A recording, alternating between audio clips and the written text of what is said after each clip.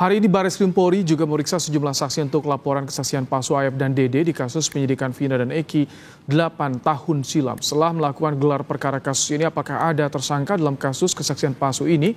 Dan di tengah sidang PK yang bergulir, jika benar terbukti ada pelanggaran dalam penyidikan kasus Vina dan Eki, bisakah jadi bukti baru dalam kasus ini? Kita akan bahas, saudara, bersama dengan sejumlah narasumber. Ada Jutek Bungsu, pengacara terpidana kasus Vina yang juga pelapor. Ada juga Bu Elsa Syarif, pengacara terlapor kasus kesaksian palsu Aep, dan praktisi hukum Saur Siagian. Selamat sore, Bang Saur, Bu Elsa, Bang Jutek. Sore, Mas Bayin. Selamat sore. Oke, Bang Jutek, bagaimana pemeriksaan di Baris Krim hari ini? Apakah juga Dede diperiksa hari ini? Bagaimana hasilnya? Ya baik Mas, betul ada pemeriksaan di Baris Krim. Kami pun saat ini masih ada di Baris Krim Mabes Polri terkait dengan laporan kami terhadap Dede dan Aep. Adapun pemeriksaan kali ini, sesudah gelar pertama hari ini ada beberapa saksi lah yang diperiksa. Ya itu yang kami hadirkan. Juga kami dari pelapor juga diperiksa terkait dengan laporan dan bukti-bukti yang kami sampaikan. Hanya itu Mas, saya kira kalau untuk sampai penetapan tersangka yang lain belum ya, karena masih dalam tahap lidik, demikian. Ini Dede dengan para terpidana yang diperiksa dikonfrontasi tidak, Bang Jutek? Itu penyidik ya, bukan kewenangan kami. Kalau kami kan hanya menghadirkan para saksi yang masih tidak ditahan ya, atau di luar lapas. Kalau yang di lapas kan tentu penyidik punya prosedur sendiri. Pasti kami rasa pasti akan diperiksa. Ya, karena kami melapor itu kan atas nama terpidana, pasti mereka akan diperiksa gitu.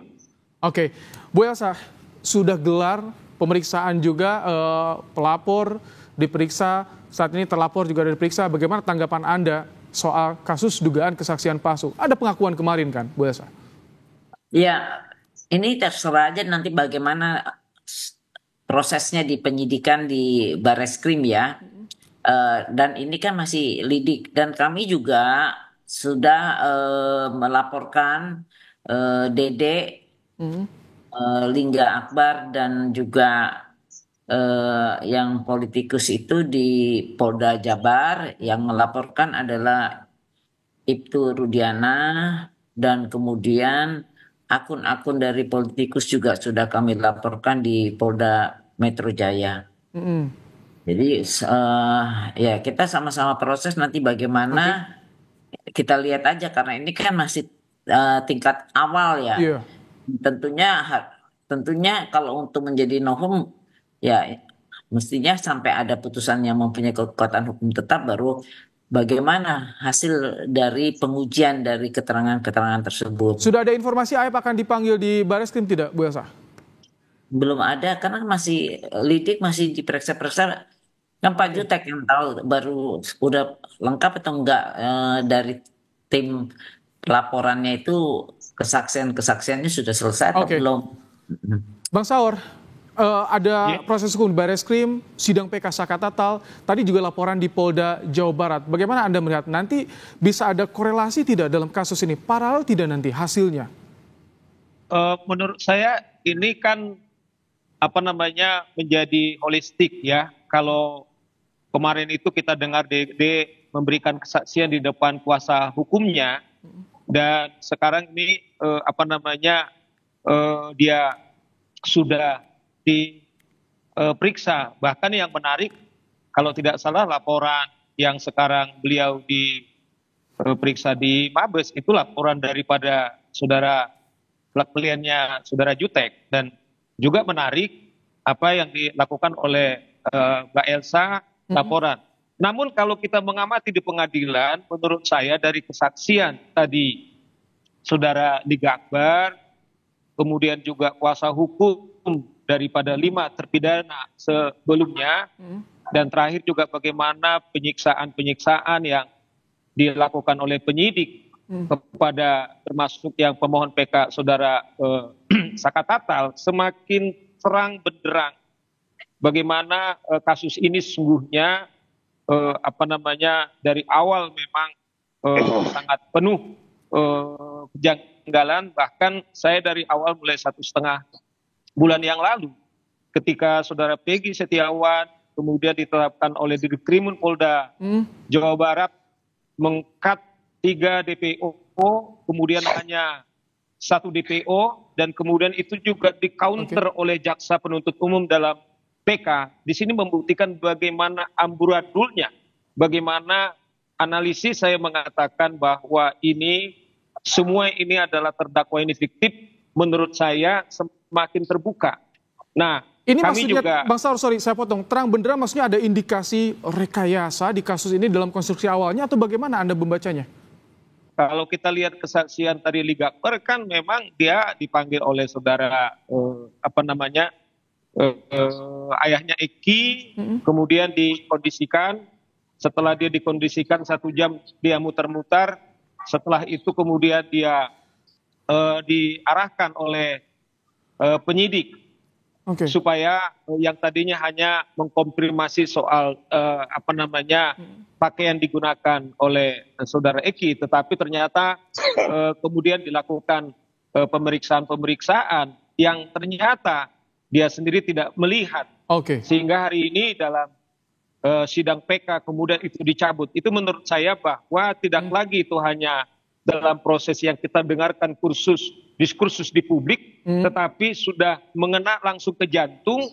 Bahwa saya selalu mengatakan bahwa untuk membersihkan kepolisian, saya mengatakan mereka justru berterima kasih dengan PK ini, dan juga melakukan penyidikan apa yang sekarang di Mabes Polri. Gitu loh Mas Baim. Bu Elsa, tanggapannya tadi Bang Saur bilang sudah semakin terang benderang berdasarkan dari PK tadi, kesaksian Liga Akbar juga, Bu Elsa.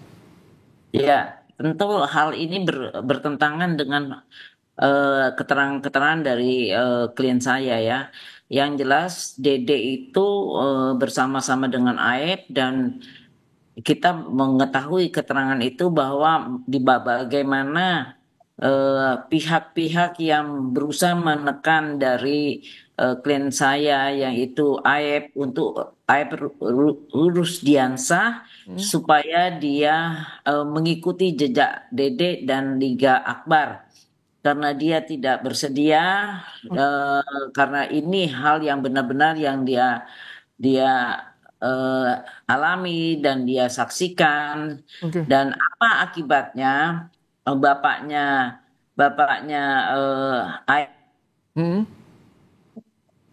Aep itu terus keluarganya didatangi, diintimidasi dan segala rupa. Dan setelah tahu bahwa Aep ini yang ketakutan dan memberi kuasa kepada kami, Perhaki, sekarang itu kita lagi proses buat laporan kepolisian di Polda Jabar. Ternyata orang tua keluarganya Aep dari Maghrib dijemput oleh orang yang tidak dikenal sampai sekarang tidak pernah kembali.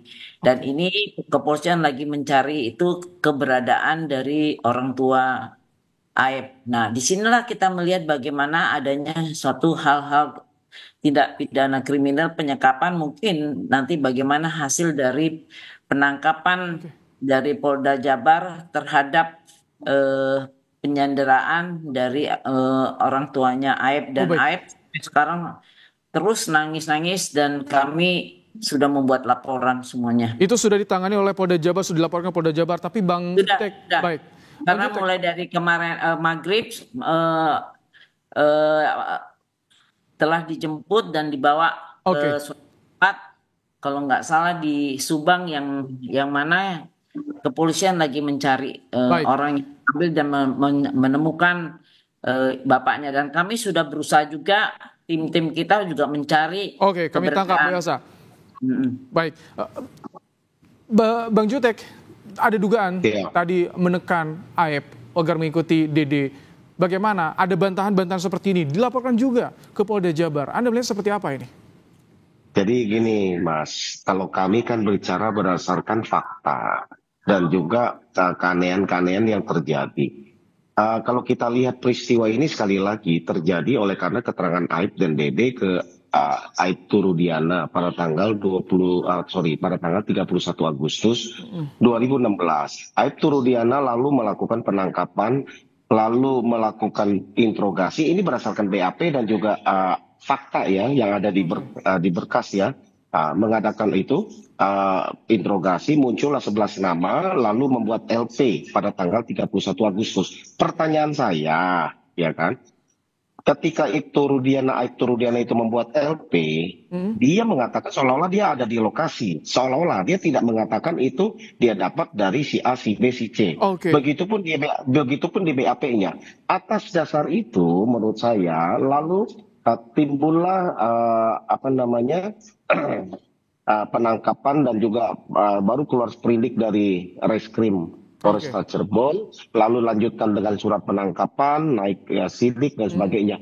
Pertanyaan saya, hanya dengan kesaksian Aib dan Dede, klien kami mengaku babak belur, lalu ditahan, kapan gelarnya ditetapkan jadi tersangka, naik jadi sidik. Itu ajaib sekali, itu tanggal 31 Agustus semua, itu fakta. Baik. Itu fakta, itu yang kami ingin tanyakan. Kalau sekarang itu bahwa dikatakan muncul bahwa itu penuh dengan ada keanehan-keanehan, kesaksian Liga, kesaksian Dede yang mengatakan dia tidak pernah itu terjadi. Menurut saya itu wajar. Kenapa? Karena memang menurut kami tidak akan ada itu kita sudah bisa membaca, menangkap arahnya. Baik, Bang Saur, singkat. Jadi ketika ada nih saksi kunci yang awalnya tapi saat ini berbeda pandangannya, kesaksiannya, pengakuannya, apa yang harus dilakukan oleh polisi di sini? Bagaimana untuk mengungkap kasus ini agar terang benderang, Bang Saur, singkat saja? Iya, menurut saya ini kan karena jaksa penuntut umum kan hanya mengandalkan kesaksian daripada Aib, kemudian juga Liga Akbar dan juga Dede. 2 dari 3 ini kan sudah mencabut keterangannya, bahkan saudara Dede sendiri kan secara gentleman kemudian mengaku siap apapun risikonya, bahkan menghimbau kepada rekannya Aib yang mengajak dia. Ini menurut saya adalah sudah sebagian kerja-kerja daripada